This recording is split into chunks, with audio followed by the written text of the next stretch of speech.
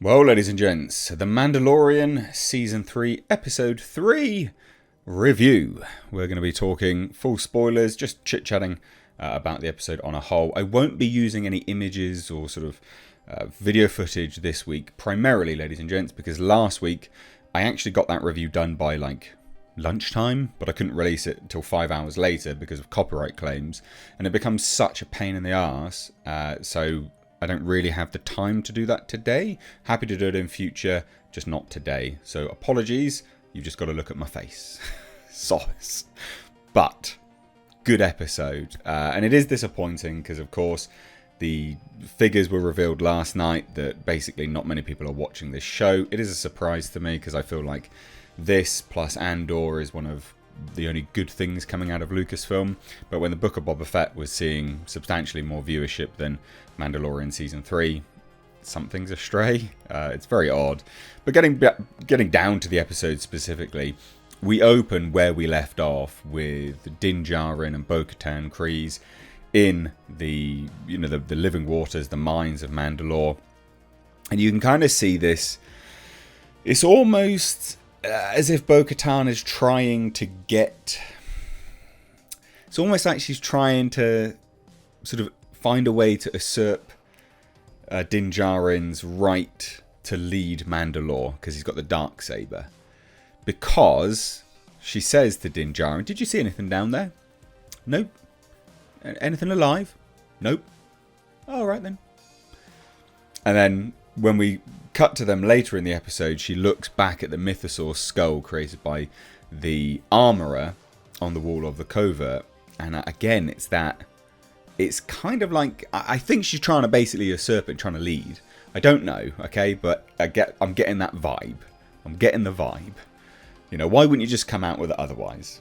But I think that could lead to a really interesting sort of feud between the two of them. One, sort of taming a gigantic mythosaur to lead Mandalore, and another wielding the Darksaber. It's almost like two factions of Mandalore there. And I think that could be great. That's my sort of hot prediction of things to come anyway. And I don't know if that is the case. I've got no idea.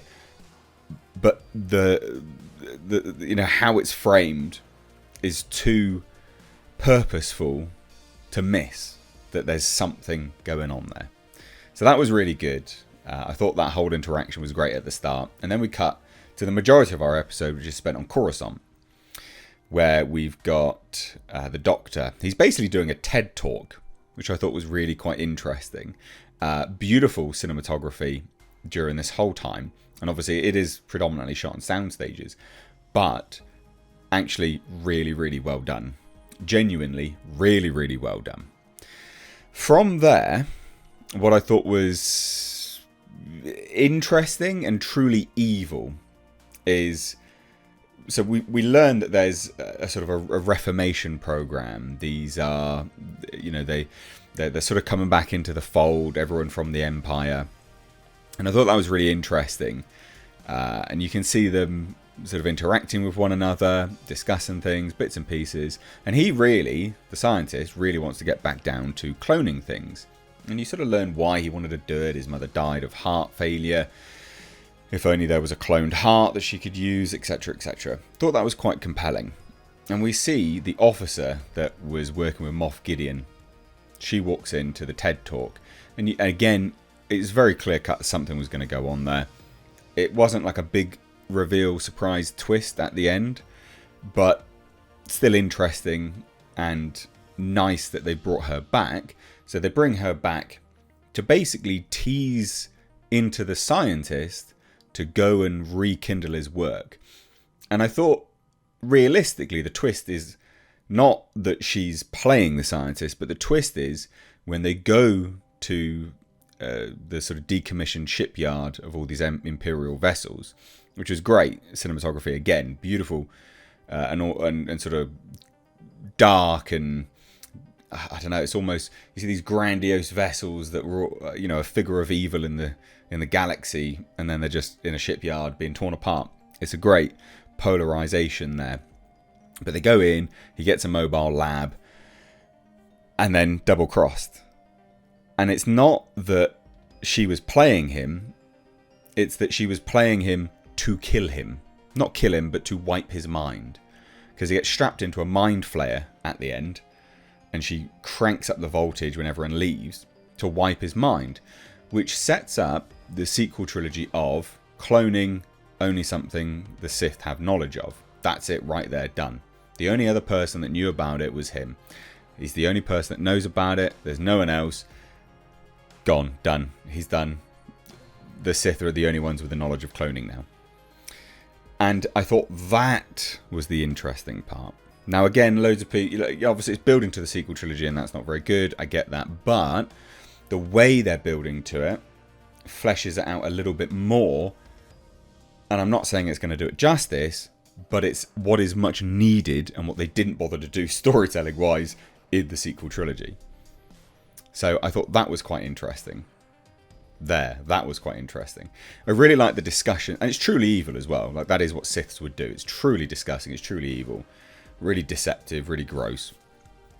But what I did really like is the old Imperial officers discussing things again, long live the New Republic, long live the New Republic, all these kind of things. I thought that was really nice, and they're sort of talking about what they used to like, and he's like, oh, no. He's like, no. What did you miss? Obviously no one misses the Empire, but what do you miss? And the scientist is like, oh, I miss those little travel biscuits. And then it's another way that ex-Moff Gideon's officer, clearly still Moff Gideon's officer, uses that to her benefit. Drops them off at his door, and then it's laying the framework for that trust that she then obviously is deceptive and goes against anyway. And I thought that was really good. Again, it's not a twist that she was playing him, but it's a twist that she was playing him to the degree she was. And I liked that a lot. I really liked that. That was really, really good. And then, of course, from there's the discussion about Moff Gideon. We don't know where he is, it seems, because there's rumours that he managed to escape en route to the War Tribunal. And then there's rumours that he just, mind flares and he's wiped into oblivion and that's it, he's done. No one really knows what's happened to him. I say he's probably escaped and we'll see him again because he's too important. And she's still clearly working for him in that way. But it's interesting that they just dropped that in there. Moff Gideon's still about, basically. And we also sort of see those elements as well, because there's the TIE interceptors that chase down bo-katan and Din Djarin. And they blow up bo-katan's castle, so that's a shame. But good, she can stop being mopey Miss Kryze floating around in a bloody castle, doing nothing. Just sat there on a chair, on a throne for hours. So that was quite interesting. I thought that space battle before they get to the planet was quite good. And the interceptors are sort of jerky moving as if they're practical. Obviously they're not, but they got that effect down quite well. And the whole battle sequence was really, really nice. I liked that quite a lot. Although, was missing the sounds. I think they could have really nailed it a bit more on the sound design of the whole thing. But overall, really good episode, really enjoyable. And I'm just keen to see what happens with Mandalore. And the whole element of the mythosaur, which could be her rite of passage now that she's thinking. I still think there's something there. It's too purposeful without it. Or it's too purposeful to not have anything there. So I'll be really intrigued to see where they go with that. And then, of course, what happens with Din Djarin and the Darksaber. But there you have it, ladies and gents. Good episode. Enjoyed it. A shame that it seems to be bombing in viewership. What did you think of the episode? Leave your thoughts down below. No Easter eggs, no teasers this week. Just a straight brass taxes review. Drop your thoughts down below. Hit subscribe if you're new here. Thank you so much. Take care.